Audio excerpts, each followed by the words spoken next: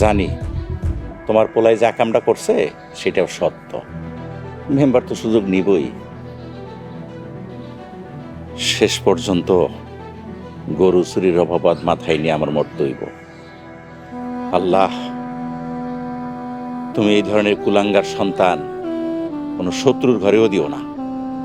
আপনি ইমাম সাহেবের সাথে একটু কথা কন, নুসরাত যাতে সাক্ষী না দেয় সেটা একটু দেখেন। কিছু একটা করেন, যে কোনো মূল্যে বিচার ঠেকান।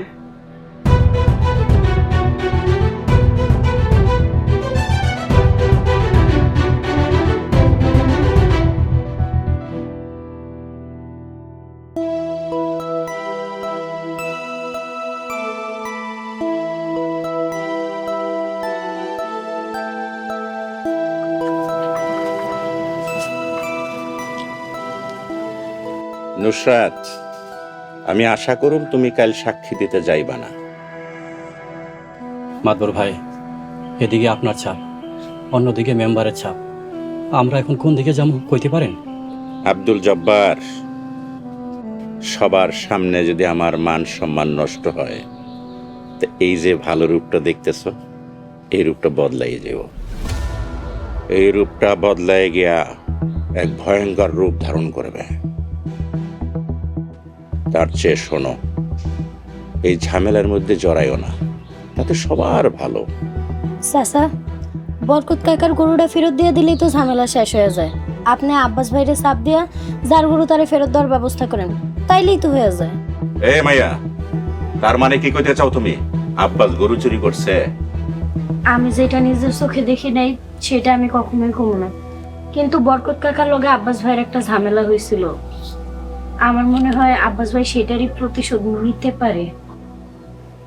তার মানে প্রতিশোধ নিতে পারে আর নিছে, এর মধ্যে আকাশ পাতাল ব্যবধান।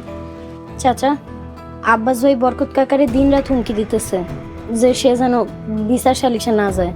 সে যদি কোনো কিছু কইরেই না থাকে, তাইলে বিচার সালিশার মামলা দিতে বাধা দিতেছে কেন? শোনো, বিচার সালিশ হইলে আমার পরিবারের নাম জড়াইব, আমার শত্রুপক্ষ বদনাম রটাইব। শোনো মাইয়া, তুমি যথেষ্ট জ্ঞানের অধিকারী। আমি বলি, তুমি কালকে সাক্ষী দিতে যাবে না, এইটা আমার শেষ কথা, আর কোনো কথা নেই। চাচা, বরকত কাকা খুবই গরিব মানুষ, একটা গরুর উপরে তার সংসার চলে। সেই শেষ সম্বলটাও চুরি হয়ে গেছে। আপনি কি চান না লোকটা ন্যায় বিচার পাক, পরিবারটা ধ্বংসের হাত থেকে রক্ষা পাক? আপনি তো মাতবর, সমাজে ন্যায় বিচার প্রতিষ্ঠা করাই তো আপনার দায়িত্ব। শোনো মাইয়া, আমার কথা একটাই, তুমি কাল বিচারে সাক্ষী দিতে যাইবা না, আর কোনো কথা নয়। আব্দুল জব্বার, তুমি মেয়ের তালে তালে নাচো না, তুমি তোমার মেয়েরে বুঝাও, এখনো কিন্তু সময় আছে।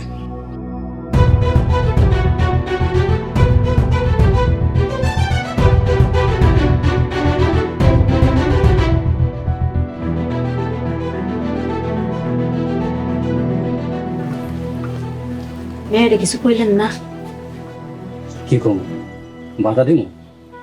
আর যদি বাধাই দেই, তাহলে সারা জীবন মায়ের যে ইসলামিক শিক্ষা দিছি সব তো বরবাদ হয়ে যাব।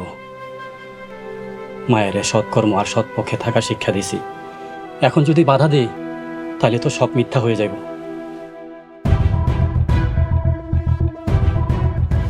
ওরে রাস্তায় পালাই দিতাম, কুত্তার মতো ফেটা মন।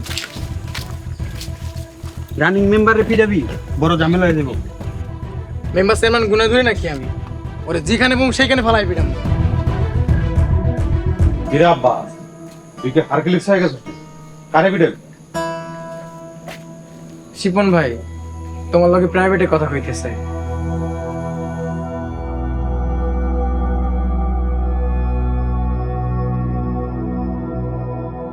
কহ, কি তোর প্রাইভেট কথা? শিপন ভাই, কোন সাহসে আমার বিরুদ্ধে বিচার ডাকছেন? কে রে আব্বাস, তোর বিচার করতে গেলে কি আমার একটা সাহসের দরকার আছে নাকি? হ্যাঁ, তোর আকাম কুকাম অনেক সহ্য করছি, আর না। শিপন ভাই, যুব সমাজরে খেপায় ইলেকশনে ভালো করতে পারবেন না। আরে এই ইলেকশনে যাতে ভালো করতে পারি, এই জন্যই তো তোর বিচার করতেছি। পুরা গ্রামবাসী তোর উপর অতিষ্ঠ, এমন কোনো বাড়ি ঘর নাই তুই যে বাড়িতে চুরি চামারি করাস নাই। ভাই, আপনি কি চান? আমি ব্যবস্থা করতেছি, তারপরেও বিচার বসায়েন না। মাতবার বাড়ির মান সম্মান নিয়ে সিনেমিনি খেলবেন না।